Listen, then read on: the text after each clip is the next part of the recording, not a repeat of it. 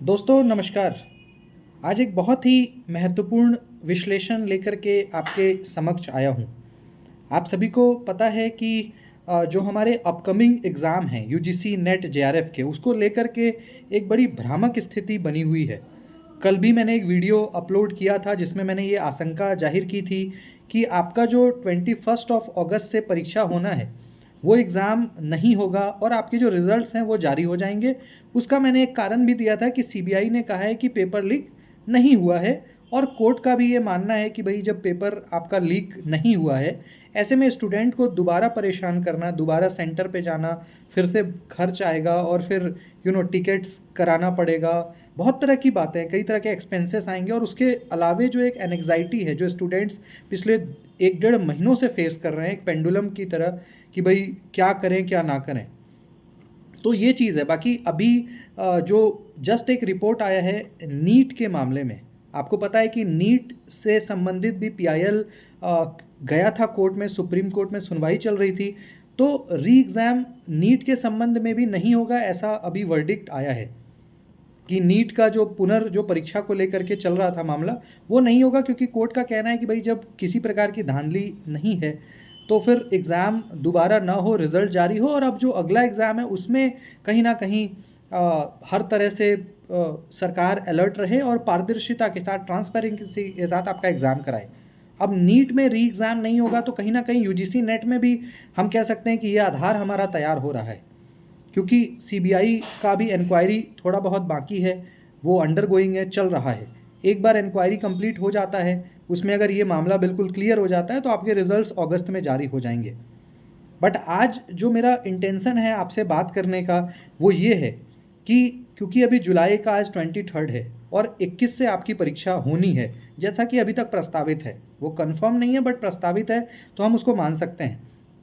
अब ये जो बीच में स्थिति बन रही है, इसमें मैं देख रहा हूँ कि स्टूडेंट्स में जो एनेक्साइटी का लेवल है, जो उनका चिंता है, वो बढ़ता जा रहा है कि सर क्या करें। कई तरह के मैसेजेस, फ़ोन कॉल्स मेरे पास भी आ रहे हैं कि सर क्या करें।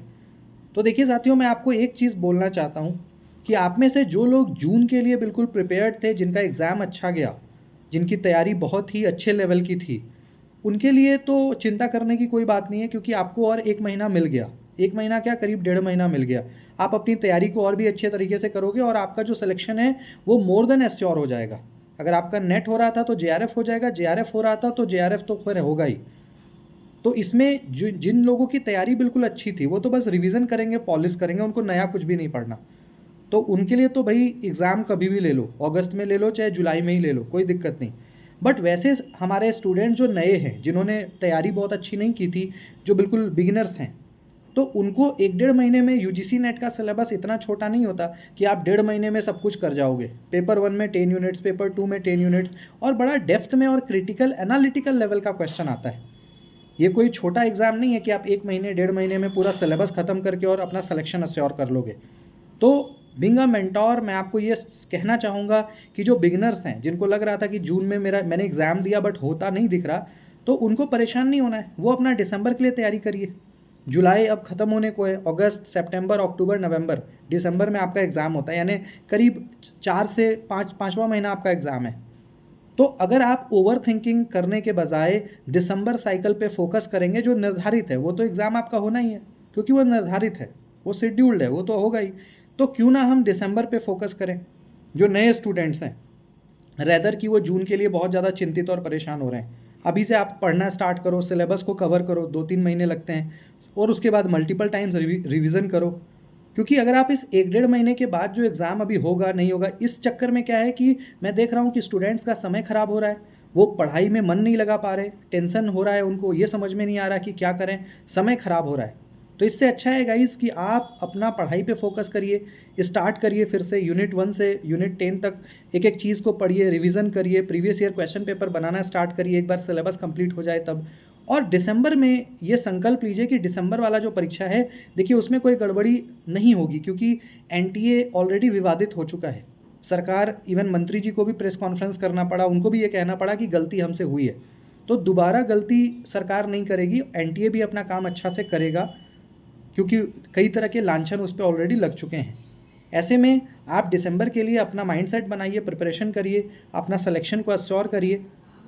तीसरी बात ये है कि पीएचडी को लेकर के कई सारे बच्चे पूछ रहे हैं कि भाई सर पीएचडी का तो ऐसा कहा गया था कि नेट के बेस पे ही एडमिशन होगा, लेकिन अब पीएचडी के जो हैं यूनिवर्सिटीज़ फॉर्म्स निकाल रहे हैं। अभी उत्तराखंड का कंबाइंड पीएचडी का फॉर्म आ गया, बनारस हिंदू यूनिवर्सिटी का फॉर्म आ रखा है, और भी डिफरेंट यूनिवर्सिटीज़ जो है अपना फॉर्म अब सेपरेट निकाल। तो इसमें क्या होने जा रहा है, क्योंकि पहले एनटीए ने कहा था कि भाई ये कॉमन एंट्रेंस एग्ज़ाम होगा और उस बेस पे आपको पीएचडी में दाखिला मिलेगा।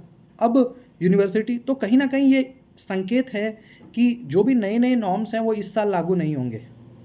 यानी जो नए नॉर्म्स थे कि भाई एनटीए के तहत ही आपको पीएचडी में एडमिशन मिलेगा, एक ही एग्ज़ाम होगा और उस एग्ज़ाम के तहत आपको, वो इस साल लागू नहीं होगा। आपका दिसंबर या दिसंबर के बाद वाला जो साइकिल है उसमें ये नए नियम आपके जो है लागू होंगे, नए रूल्स जो हैं वो लागू होंगे। तो इसलिए आप लोग कॉन्सेंट्रेट करिए, एग्ज़ाम के ऊपर फोकस करिए, अच्छे से मेहनत करिए और अपना रिज़ल्ट आप अच्छा करिए, क्योंकि आपका इस 6 महीने में यूजीसी नेट की भी परीक्षा है, पीएचडी एंट्रेंस भी आपका अब अलग हो रहा है, तो उसमें भी आपको फोकस करना है। और अगर आपका जेआरएफ हो जाता है तो फिर आपका पीएचडी में जो है आपको पैसा भी मिलेगा। तो ये आज का विषय था। आप में से किन्हीं को कोई डाउट हो, कोई इसी तरह की परेशानी हो, आप ट्रॉमा से गुजर रहे हैं, समझ नहीं आ रहा क्या करें, आप कमेंट सेक्शन में मैसेज करिए, मैं निश्चित रूप से आपसे बात करूंगा। मेरा फ़ोन नंबर भी गिवन है डिस्क्रिप्शन में, उस पर आप बात कर सकते हो। 24/7 आपको जब भी मेरी ज़रूरत पड़ेगी निश्चित रूप से मैं आपके साथ खड़ा मिलूंगा, आपको गाइड करूंगा। धन्यवाद।